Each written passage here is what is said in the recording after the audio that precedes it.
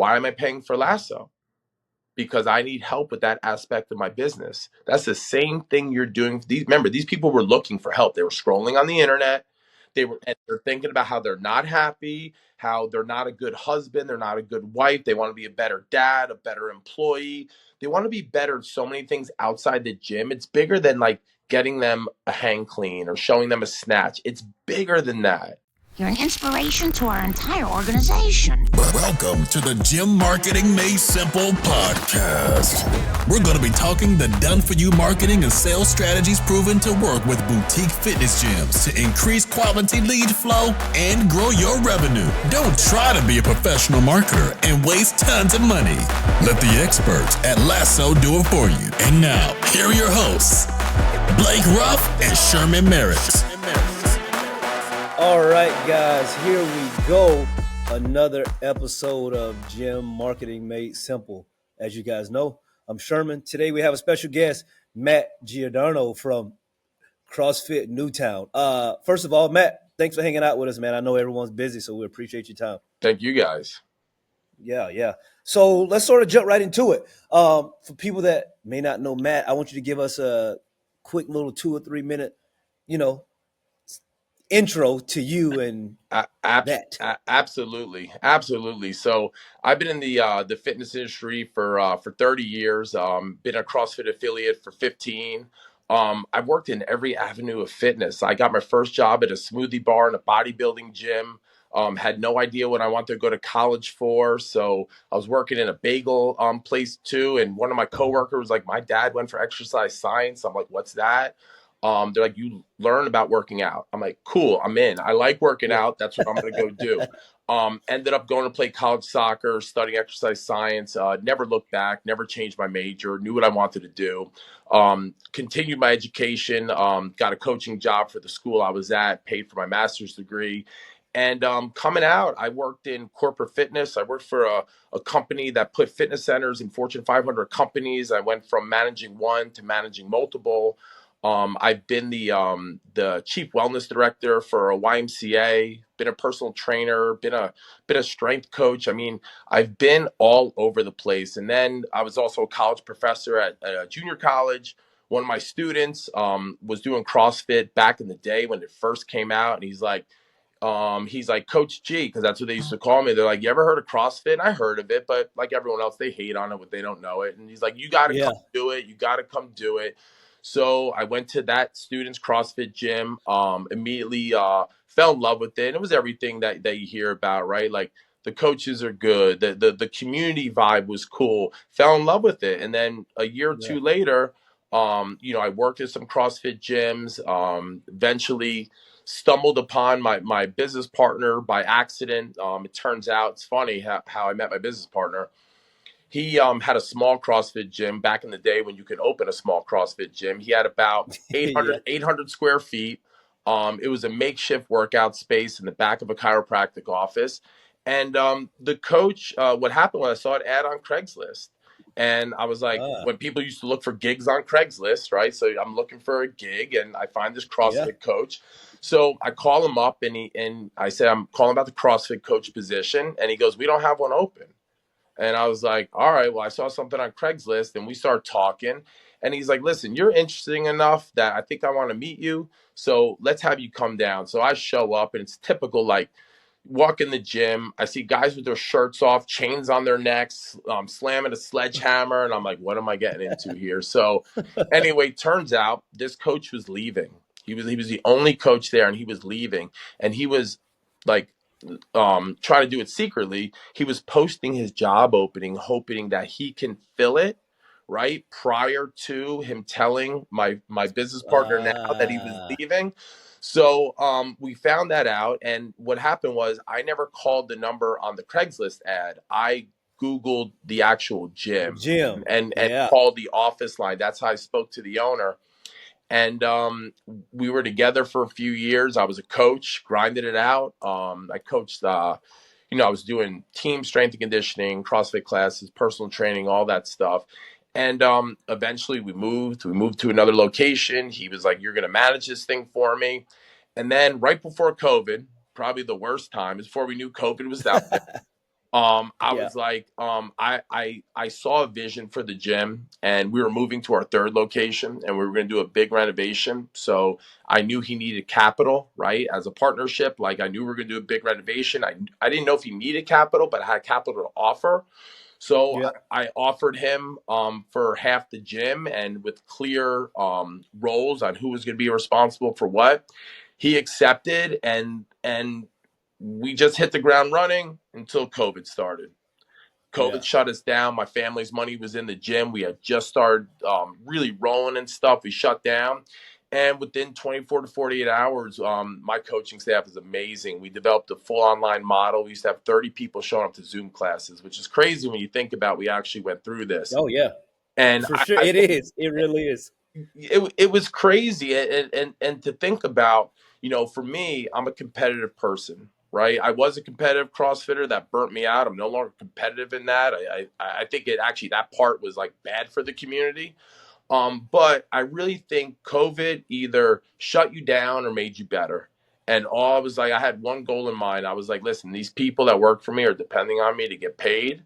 I have my family's money in this business now, our savings. So I have to work my tail off and make sure this works. And we absolutely did it. Like I was doing a lot of content. I was making it valuable for we were competing against everyone else that was at home.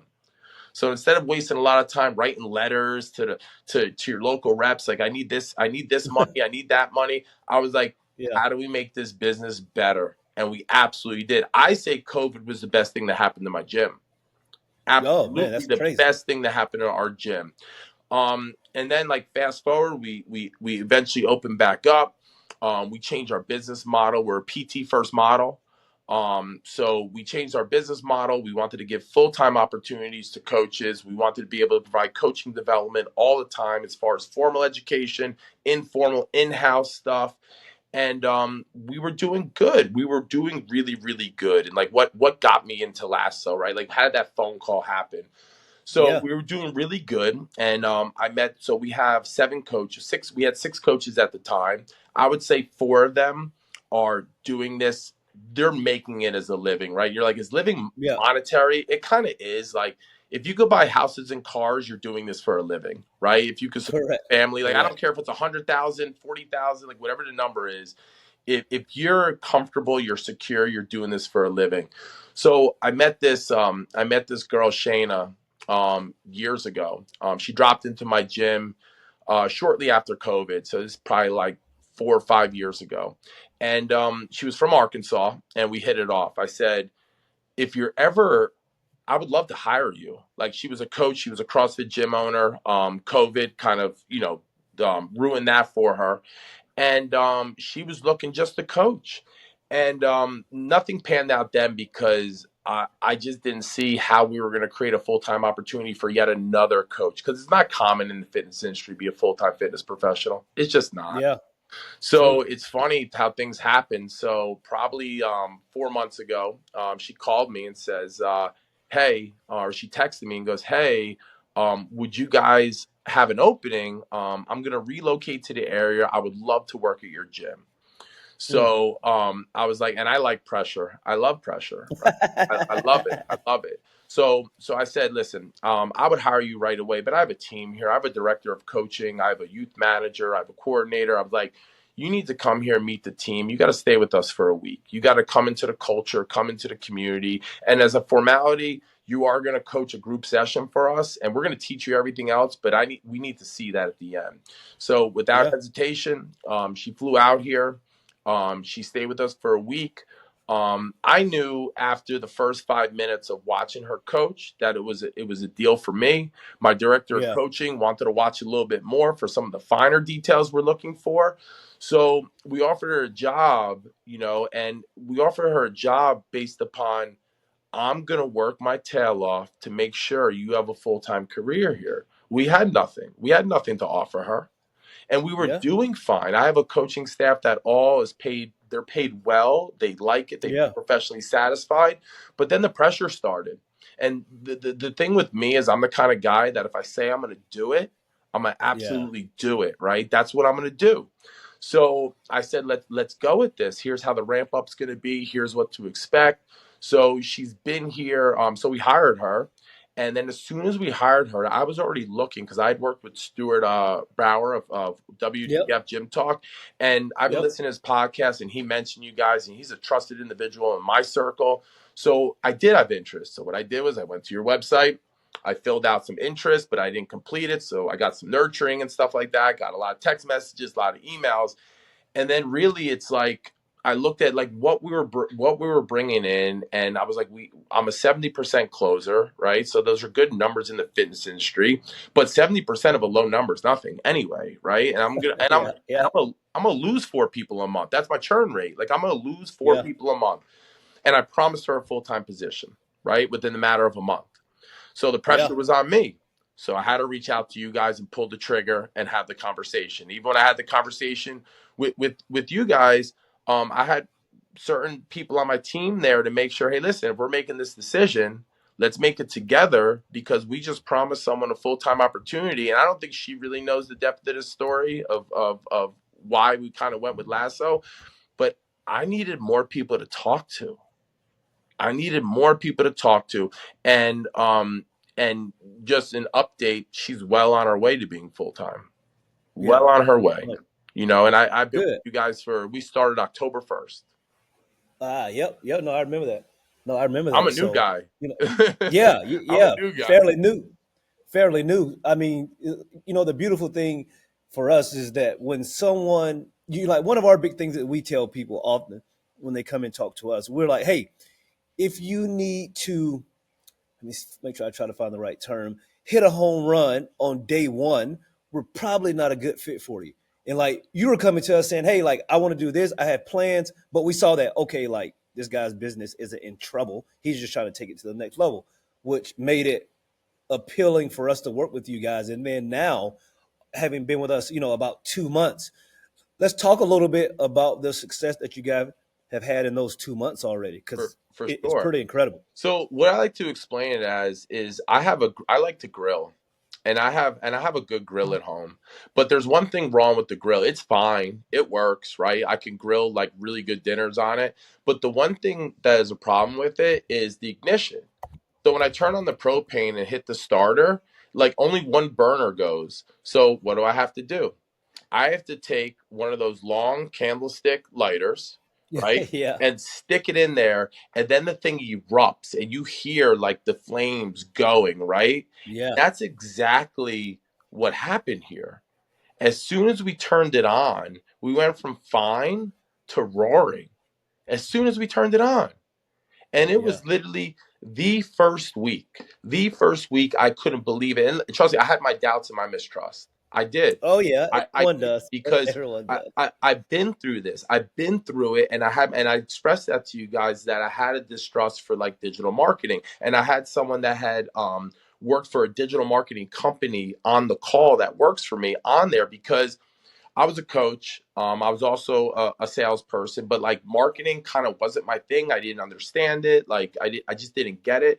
But literally turned the gas on, so or ignited the flame, and now it's more than fine. So month one, we were going from getting probably 20 to 30 leads in a month to getting 80 in our first month.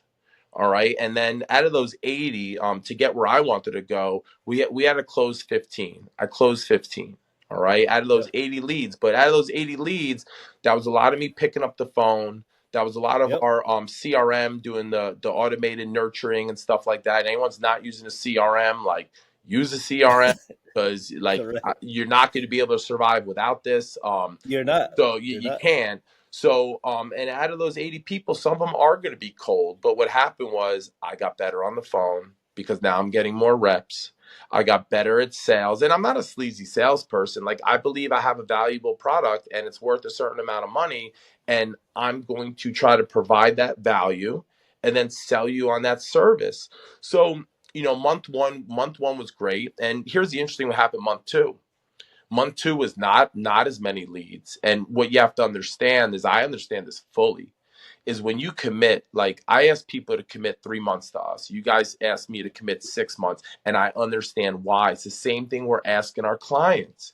You have to commit because this is the long game and not every month. You could expect a month or two, to be subpar, and you're like, what's going on? But it wasn't subpar because my skills are better, because I'm on the sales calls, I'm meeting with my mentors. So for this month, for example, we're not all the way through the month yet.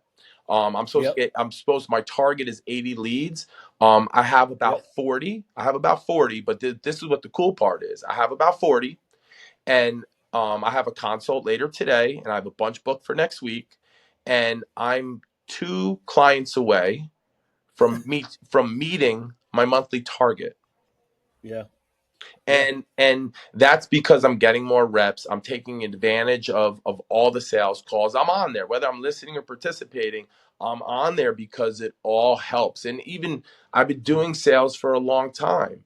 And like sometimes you just need, like, what are we selling people on? Accountability. I told Yep. Tommy's a great mentor. And I told him, he's like, what do you need from me? The fact that I have to contact you every 2 weeks and we have to meet face to face over the computer, it's holding me accountable. It's the same thing I'm selling my clients, is Yeah. accountability. So you don't think that the week I'm supposed to meet with him and I'm like 3 away, that I'm trying that much harder because I want Yeah. to, I'm doing it. I'm doing it. Like, I want to show you that I'm actually doing it. And for me, the accountability piece, and this is what we're selling our clients, is like the most important piece for me. Is I know I have to get on the phone. I have to get on the Yeah. phone. I have to talk to Tommy. And when things aren't going right, we're going to troubleshoot it. And that's the number one thing that I felt so valuable, is like the comprehensive system is not just digital marketing. It's a system, and it's a sales process, and you're refining your sales skills. You're refining your communication. And talking about communication, there's 3 things that make a great leader of any organization, right? Yep. Number one, it's communication. Yep. And that's what we do. That's what we're doing here. So if you're not a great communicator, like, yeah, I can write emails, I can write text. How do you talk? How do you talk? Correct. How do you make them believe, right? That's communication. That's how you're going to be successful. And I'm picking up things every single week about communication, text message communication, verbal communication. And those things have been such a game changer for me. Absolute game changer. And we talk about a 6-month commitment, and I was just in staff meetings, and I'm just like, I don't see a reason why we would ever turn this off, Yeah. ever. Yeah. you know Yeah. and and I can't reiterate enough. You're selling a product because you've developed a product, you think it's valuable, right? And that's, at the end of the day, that's what your mindset should be. And if that's your mindset, this can't fail. It can't fail. Can't. Yep. No, I agree. I think one of the biggest things is, like you kept mentioning the sales training, because that's a big part of what we do as well. But like so many people, they're stuck up on like, I don't like sales, or I don't want to feel like a used car salesman. I'm just like, yes, I get that, but like that's such the wrong mindset, because like you mentioned earlier, you are selling a product unlike a used car salesman, where you know that if they commit to what you're trying to provide for them and they do what you say, it is impossible for them not to be successful. As opposed to a used car salesman, okay, they know you're going to drive it off the car lot in a month is going to be a lemon. Yep. But like what we're selling, it pretty much guarantees results. So I go as far as saying, if you don't become better or great at sales in the position, you're actually doing clients a disservice, because you're going to let them leave and go to someone else hmm that can actually sell. And hmm now it's going to be not as great for them when you had them right in your grasp at one point. Absolutely. And what I try to what I try to tell people is, I'm involved in some calls for CrossFit. It's like, when you're doing sales, like, you have to take your personal opinion of the financial amount out of the equation, right? Correct. Because listen, we're in the fitness profession because we do this. It's our lifestyle, right? And although you may think like, well, I wouldn't pay that much for a membership, maybe not, but you do pay that much for other things that you need help with. Yep. I go to an integrative doctor, an integrative health doctor, right? So I go to a holistic doctor who's a concierge service. I pay a top premium price because I want help with that aspect of my life, and I'm willing to pay for help. Why am I paying for Lasso? because I need help with that aspect of my business. That's the same thing you're doing. Remember, these people were looking for help. They were scrolling on the internet. Correct. And they're thinking about how they're not happy, how they're not a good husband, they're not a good wife. They want to be a better dad, a better employee. They want to be better at so many things outside the gym. It's bigger than like getting them a hang clean or showing them a snatch. It's bigger than that. And when people really start understanding how big it actually is, that they sought you out, and maybe they weren't ready to talk on the phone yet, but eventually you got them, because the starting point's the hardest thing. Convincing someone to walk in through the door. If you can Correct. get them to walk in through the door, 80% of your sales pitch is done, right? Correct. It's really, really done. And you have to understand that they're coming there for bigger home run kind of changes in their life. And that is not cheap. It's Yeah. not cheap, and it costs money. Easy, No, easy. I like I tell people this, like I've trained people literally all over the world in like gym sales, and I like I got to figure out a way to get this plastered somewhere. If someone fills out a form online, then they drive across town and they walk in through your doors, I don't care what they say, they have a problem that they want solved, right? Hmm. And Hmm. so many people be like, well, they came in, they weren't really interested. No, no, no. You didn't do a good job at selling because they were interested. They've taken time out of their busy schedule. They've driven across town. They sat down in front of a stranger and talked about details that are pretty intimate, especially for women, right? Like, oh Absolutely. yeah, yeah, I want to lose 15 pounds. I'm trying to. No, they are interested. Now, if you can't get them over that hump because you can't explain the value of what you provide, well, that's another story. But like you're saying, if they show up to the gym, you're about 80% there. Now Yep. that last 20% Yep. is definitely what you need to work on and stuff. But there, like you said, there's just so many people that want help and they're hesitant. Blake and I starting this company. One of the biggest things that we used to deal with in the early days, and still sort of now, people will come to us and say, "Well, how are you different from all the other guys? Like we've done some other stuff, and we've been, for lack of a better term, we've been screwed." And Hmm. we would strictly say, "Guys, we don't know anything about the other guys, but this is Yep. what we do. Like this is what we do. This is how we get results, and you will have to take a little chance on it. We can't guarantee you."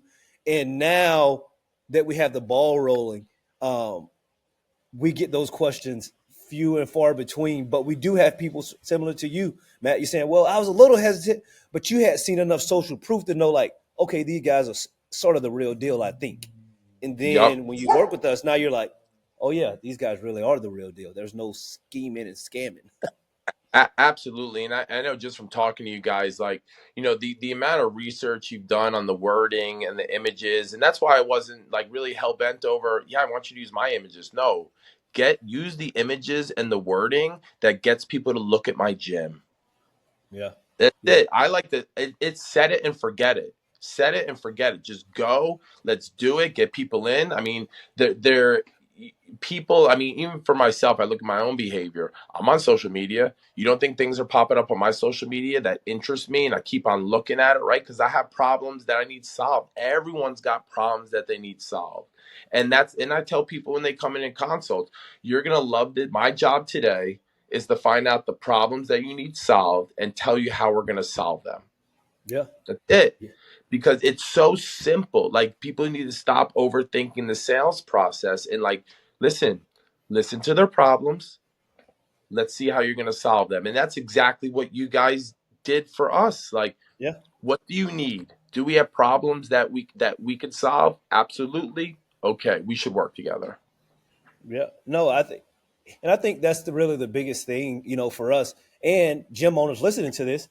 If you genuinely care about people when you talk to them, that is conveyed. Doesn't mean you're going to sign up every single person. I'm not saying that, but most people really know, like, okay, like this guy's really tuned in. He's really trying to help me get to my goals. And for us as a marketing company, one of our big things that we figured out from the beginning was that we needed to quote unquote over communicate because most marketing companies don't do that.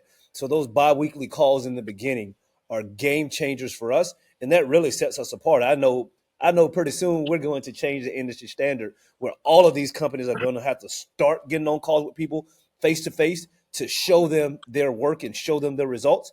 But so many companies, like you sign up for a marketing company, you can't even get anyone. You have to send an email, they'll respond in a day or two. As you know, like that's not the case with us. Mhm. If there's something wrong, we're responding to you. We'll jump on outside of the scheduled calls because we want to make sure you know that, hey, we're here for you. Your success is our success because just like you on this podcast, when you crush it, there's going to be some gym owners listening to this being like, oh, okay, this guy really having a great time. He really speaking highly of these guys. Let me fill out that form and see if they can help me. Absolutely. And another, I mean, what you got to realize is that when you join the group, you're speaking with gym owners just like you. I hear old gym owners, self me, on the calls that I'm in. I hear it. I hear it then, right? Yep. And Yep. you talked about like the communication, overly communicate. You have a whole Slack channel full of people that you could drop a message into. And not only are you getting help from the people at Lasso, but you might get message from another gym owner and said, have you ever thought about it this way or try to do it like that? And there's just a wealth of knowledge, especially when you got a bunch of high performing gym owners that want to be successful. You can't fail. It's the same reason why people are successful in your gym, because you created the culture for people not to fail. And that comes Yeah. with the people that work with you, and that's the same thing with Lasso. It's hard to fail. It's really, really hard to fail. Yeah. You No, know, I, it is. And just being full of a group with like-minded individuals that the role playing is super meaningful. It helps. And I still get on there and I freeze up, and I've been doing this for a long time, and like, but you got to do that because those hard things, they make you better. They make you better. You got to struggle. You got to take some great constructive criticism and just give into the process because it's going to work. yeah, no, I agree. No, I agree. I think that, the cool thing for me is when someone really gets it. And you definitely get it. And I want to, everyone listening to this, we don't pay folks to come on this podcast and talk No, about we want real feedback because that's how we get better. That's how the community rises, just all across the board. But tell me this: if someone's on the fence about working with us, like what would you tell them? listen, I'm 44. I waited too long to be on the fence. I mean, what do we all get into this for? We wanted to help people and we want to get paid for it, right? As a gym owner, you want to be successful. You want to be able to feed your family, take care of your kids, take care of your husband or wife. And whatever measures you use to be successful, don't wait. I can give that advice because I feel like I made mistakes in the fitness industry. I feel like maybe a lot of people have, but you learn by them, right? Like, don't wait because it's really hard to get to the next level without doing digital marketing and without working with Lasso, who know our niche. Boutique micro gyms, whatever you want to call them, that's a niche, and that's not general fitness. It's not. Yeah. And I would say get off the fence, get on a call. At least we're asking people to get off the fence and come into our gym on a consultation. Have a consultation. See if you have problems that they can solve. Get off the fence and just do that part. Yeah, yeah, no, and I think like one of the cool things. It's not the cool thing, but one of the things I take pride in is that we get to help the gyms that we really believe we can help. But like it's not really a bragging point, but we have to turn some gyms down because we don't think we're going to be a great fit for them. And I think that's unusual for a lot of people to say, "Oh, like these guys, I thought they could help me. They don't think they can, so they're not going to take my money." Oh, this is a little bit different because we've had people for various reasons. We don't think they were a good fit. We tell them, no, not now. Let's reconvene in 6 months or a year. And they come Yeah. back and they work with us. Because Hmm. we don't want to see anyone fail, man. We want to see everyone, especially in our community. That's one of our, like you meant, that's one of our great things. We are gym owners. We've been gym owners. So we get it. We're just not marketers out there talking about, okay, we need to figure out Hmm. this gym space. I was a gym owner for 13 years. Like I know what it's like in the trenches. So um, Absolutely. everything that we say and do is firsthand knowledge. So, Matt, first of all, man, thank you for your time today. It was phenomenal. No problem. My pleasure, man. Anytime. So, guys, as usual, tell a friend to tune in, and we will chat with you guys next week. All right. Yeah. Thank you for listening to the Gym Marketing Made Simple podcast with Blake Ruff and Sherman Merricks. We hope you enjoyed. We believe marketing should increase revenue and not waste money. So book your free call today. Head on over to lassoframework.com. That's lassoframework.com and find the right words, get more customers, and increase your revenue. We'll see you here next time.